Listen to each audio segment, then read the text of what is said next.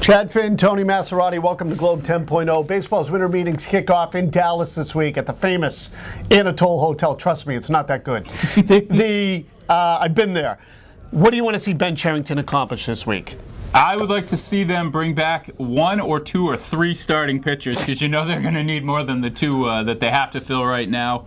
I'm interested in what happens with Ryan Madsen. You hear he might end up out in maybe with the Angels or someplace like that, but he could be the quality closer whose price tag slips a little bit the longer he's out there, and it's going to be regrettable if he ends up not getting that $40 million that Scott Boras wants. He fascinates me as someone who might end up with the Red Sox. Yeah, maybe I should have said what do we want to see Cherington and Bobby V accomplish, because something suggests that Valentine will have an opinion on all of this. Pitching, and I leave open bullpen or starter, because, Chad, I think one of the critical questions they have to answer, what are they going to do with Daniel Bard? Right. If they're going to make Daniel Bard a starter, well, then that changes the dynamic a little bit in terms of what they're looking for.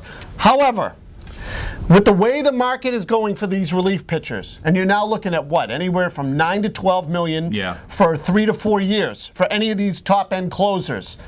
Well, if you're going to spend that, why not just go get Mark Burley and throw 3 years, $45 million at him and overpay a little bit? Because to me, if you're going to pay that kind of money for a guy who's going to pitch 65 innings, I would rather pay that a little bit more and get a guy who's going to give you a 200. That's the logical way to put together a pitching staff, especially because relief pitching's so volatile. I think with Bard, if he was going to start, he would probably know it by now, just to prepare for that. If they make him the closer, your problem is replacing what he gave them, which is basically the relief ace, the guy who, I said this 100 times, got Teixeira out with 2 on in the 7th inning.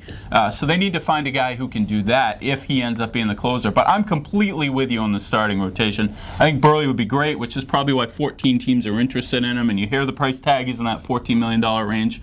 That works for me. 200 innings, 2-hour games, sounds good to me. Yeah, I like Burley. History of a good delivery, no injuries. Yeah. He's a middle-of-the-rotation guy now, but you put him on a good team and he'll win. Just quickly, Yu Darvish, his name, is creeping into the conversation here.